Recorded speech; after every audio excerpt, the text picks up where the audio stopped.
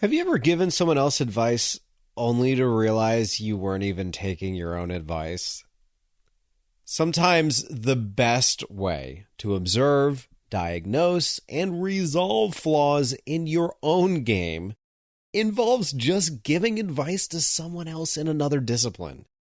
For this mid-month wisdom, we'll drill into car sales to learn about real estate.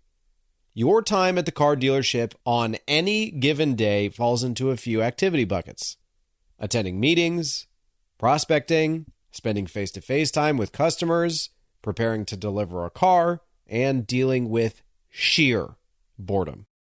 Common wisdoms at the time included: setting more appointments means selling more cars. Don't talk price after the test drive unless the customer wants to buy today, otherwise they'll just shop our price. Pound the phones to pound the pavement. And repeat referral business is gold. Knowing all of that, how would you schedule your day if you were selling cars? Would you maximize time lead generating? Go above and beyond during the car delivery to score repeat referral business? Request your boss's meetings go on for longer? Jokes aside, as an inexperienced, utterly terrified 22-year-old, my fear drove me to lean on what I knew: tracking and analyzing data. I recorded everything: lead types, commissions, appointments, times customers showed up, who bought car care, etc. The regression analysis popped off the computer screen. I had the answers, and they were controversial. It turns out showing people numbers after the test drive, even if they were adamant they weren't buying, was the right answer. Ancient car wisdom shattered. Setting appointments proved only slightly correlated with volume of sales. So, rather than appointments being the lifeblood of a successful car salesperson, they really only provided a slight advantage with a closing percentage not much higher than a random drop-in client. Did pounding the phones pound the pavement? Yes. But that came with a caveat.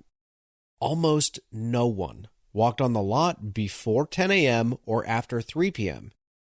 So all you had to do was structure your day to handle deliveries and phone calls before or after that window, and position your boredom time right in that window to be available for a drop-in client. Finally, what about repeat referral business?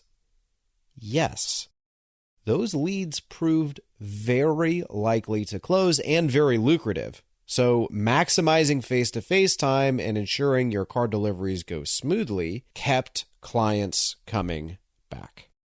So how do you find the time to do all of this? And what does all of this have to do with real estate and what we are doing wrong? Look, people gravitate towards what they're good at and like doing. And for all the things they don't like, they tend to be too busy for. Don't like operations?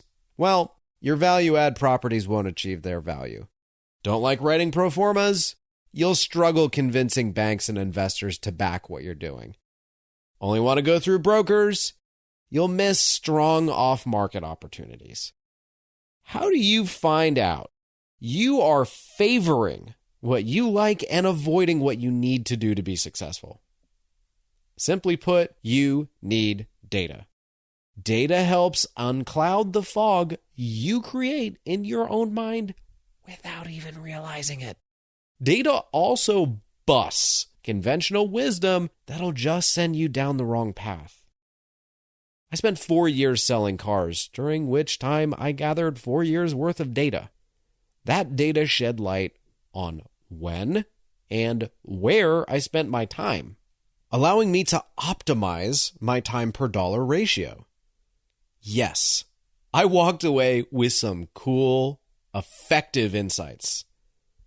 But, truthfully, the habits that made me successful selling cars didn't stem from this game-changing analysis. It was much simpler than that. I just needed to find the courage to admit to myself that I spent too much time doing what I liked and not enough time doing what I needed to do.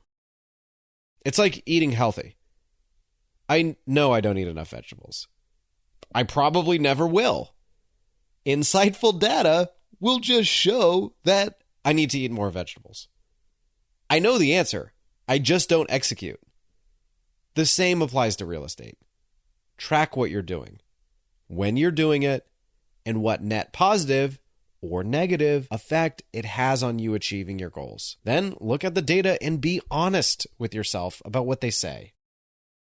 So, what are you doing wrong? Let me be a bit more direct. Deep down, you probably know exactly what you're doing wrong or what you aren't doing enough of. Find the courage to be honest with yourself.